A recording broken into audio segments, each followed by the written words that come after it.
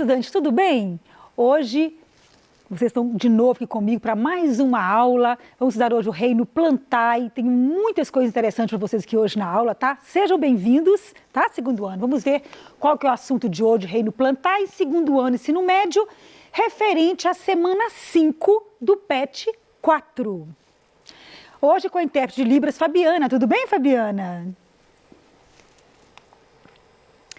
E o que queríamos aprender na aula de hoje? Nós vamos reconhecer a diversidade das adaptações que propiciam a vida nos diferentes ambientes, reconhecer características adaptativas das plantas em diferentes ambientes e reconhecer os diferentes grupos de plantas e suas características. Vamos lá, gente. Nós sabemos aí, né, que as plantas, elas são importantíssimas no meio ambiente, nós encontramos elas em todos os biomas e elas têm papéis ecossistemas fundamentais, elas realizam fotossíntese, são os produtores, né, da cadeia alimentar. As plantas são importantíssimas em qualquer ecossistema, tá?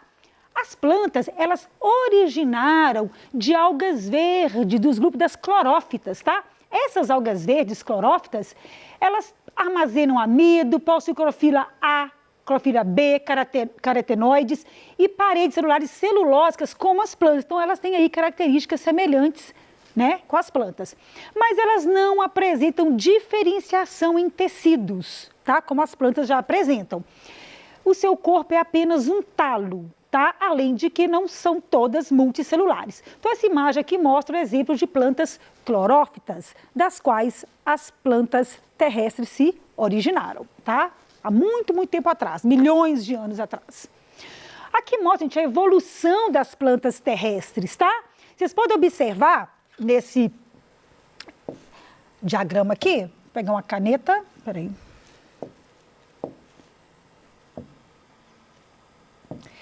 Que, olha, a origem das plantas terrestres, cerca de 400 milhões de anos atrás, tá? A partir de uma alga ancestral, tá certo? A gente pode observar aqui, olha, os musgos, tá? Nós vamos estudar sobre eles hoje. A origem das plantas vasculares, olha, em torno de 425 milhões de anos. Exemplo aqui, ó, as pteridófitas, nós vamos estudar sobre elas também, tá? Exemplo são as samambaias, cavalinhas e psilotum.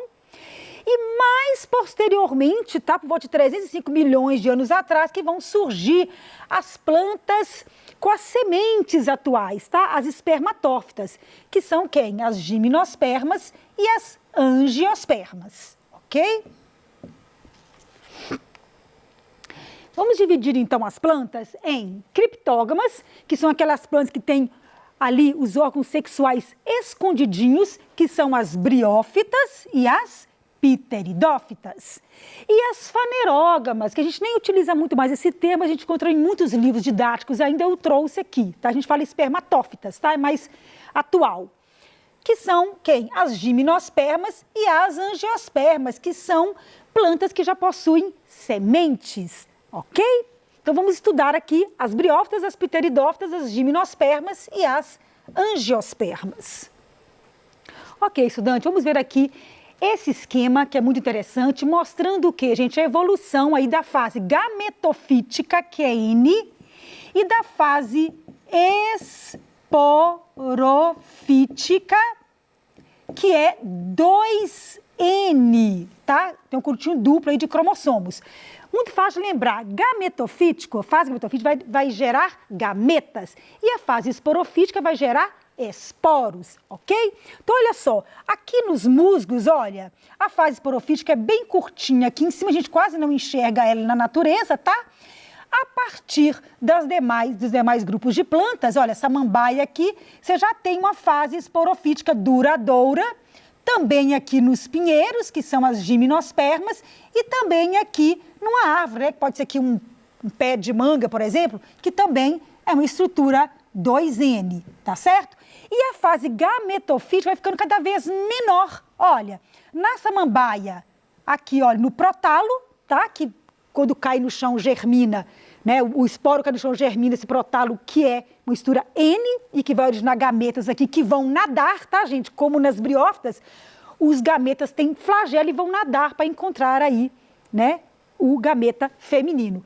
E depois aqui nas gimnosperma e nas anjos, o gametófito aqui, ó, representado aqui, ó, pelo tubo polínico, que vai levar agora, né, os gametas masculinos até o feminino sem depender mais da água.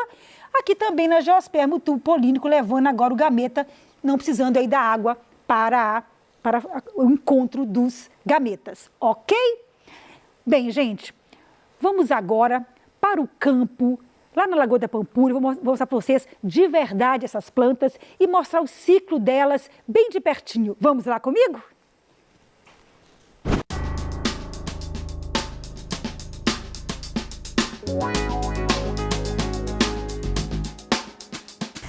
Olá, estudantes, já estamos aqui na Lagoa da Pampulha, cartão postal de Belo Horizonte, e recebeu o título da Organização das Nações Unidas, a ONU, de Patrimônio Cultural da Humanidade. Olha só que maravilha! E continuando estudando aí sobre o reino plantae, né? A gente já sabe que as plantas cumprem diversos papéis ecossistêmicos e dentre eles, olha, embelezar a paisagem, produzir aí sombra, flores, frutos, né? Absorver o gás carbônico, produzir oxigênio. Ficaria ali muito tempo falando sobre a utilidade das plantas aqui no ecossistema. Vamos comigo conhecer os grandes grupos botânicos que são as briófitas, as pteridófitas, as gimnospermas e as angiospermas. Vamos comigo?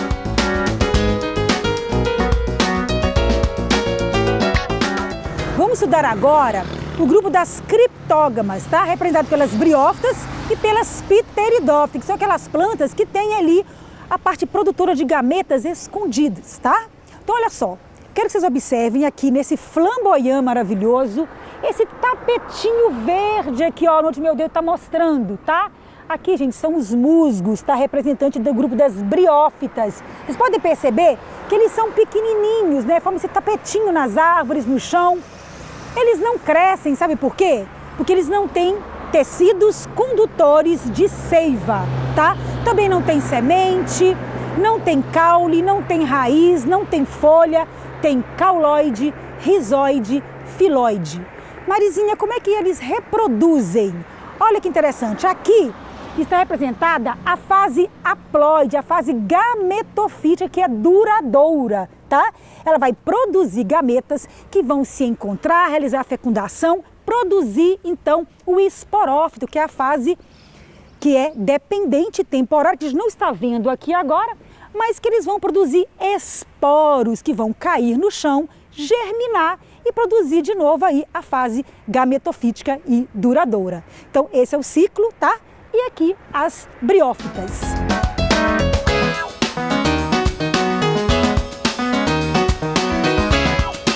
Agora vamos conhecer o grupo das pteridófitas, representada aqui pela samambaia. Olha que bela samambaia aqui, né, no pé dessa árvore, tá, gente? Lembrando que a samambaia agora já representa a fase esporofítica, diploide, 2Ns, tá? Que vai ser a fase duradoura. Ela já tem aí algumas aquisições evolutivas, tá? Primeiramente aí, tecido condutor de seiva, então elas podem crescer, tá? A gente já percebe aqui um tecido que conduz a seiva, tá certo? Ela já tem folha, caule subterrâneo, né, o rizoma, e também raiz. Não tem semente, nem flor, nem fruto, tá? Olha só, essa folha aqui, vou mostrar para vocês de pertinho, tá? Atrás dela, a gente pode ver uns pontinhos pretos, que são os soros, tá? Que são esporângios, conjunto de esporângios vão produzir esporos, tá? Vai acontecer uma meiose aqui, o esporo, que é haploide, vai cair no chão e vai brotar então no chão a fase gametofítica, que é o gametófito, tá? Que também chama de protalo, tá?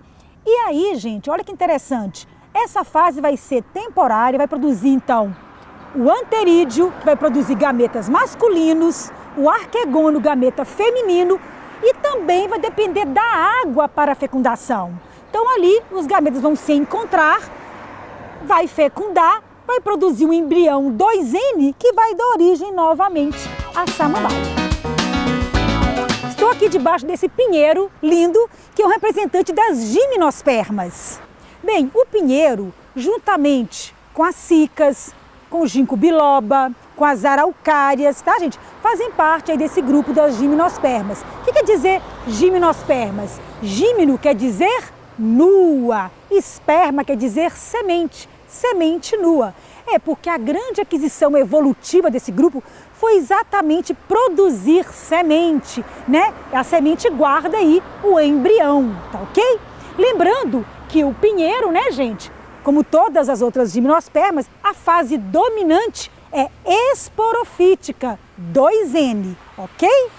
Vamos agora ver um pouquinho do ciclo reprodutivo dos pinheiros. Observe aqui nesse galho de pinheiro, tá? Essa estrutura aqui, gente, não é flor, tá, gente? E são folhas modificadas que a gente chama de estróbilo, tá certo? Aqui nesse pinheiro, ele é bem pequenininho, mas vou mostrar para vocês uma estrutura maior para a gente identificar as partes e entender melhor o ciclo das gimnospermas. Vou mostrar para vocês aqui agora, tá? Estróbilo de um outro pinheiro, né? Aquele maior, para vocês visualizarem. Então, olha só. Vocês percebem que aqui eu tenho um estróbilo grande, que eu chamo de mega estróbilo, tá? E aqui um estróbilo pequenininho, que é o microestróbilo. Lembrando que micro é masculino e mega estróbilo feminino, tá ok? Bem, aqui no microestróbilo vão ser produzidos, gente, grãos de pólen, tá certo? Esse pólen, ele vai voar ao vento, né, que a gente fala que é uma polinização anemófila, tá? E vai alcançar então aqui o estróbilo feminino, tá ok? Olha só, no estróbilo feminino vocês podem perceber essas escamas, chamado de escamas ovulíferas, porque elas vão ter o quê? O óvulo aqui. Dentro desse óvulo vai ter lá a célula mãe do megásporo, né, que é o esporo feminino, que vai sofrer divisão celular e vai produzir então o quê? O gameta feminino, que vai ser então fecundado pelo gameta masculino. Uma coisa interessante, que é uma aquisição evolutiva das gimnospermas, tá, gente? Que quando o pólen ele vai alcançar ali, né, a parte feminina, ele vai germinar o tubo polínico. O tubo polínico que vai conduzir o gameta masculino ao feminino. Então, agora elas não dependem mais da água para a reprodução, ok? A partir daí, ocorrendo a fecundação, vão produzir então o que, gente? O embrião, que vai ser protegido pela semente, tá, gente? A semente protege aí o embrião. Uma semente famosa, vocês conhecem aí, gente? É o pinhão, né? Que vocês veem muito lá da araucária, lá do Paraná, que eles comem aquele pinhão como se fosse pipoca, né? Eles usam para fazer pudim, para fazer diversas quitandas lá no sul, tá certo, gente? E o pinhão ali é o quê? É a semente, que é a grande aquisição evolutiva das gimnospermas.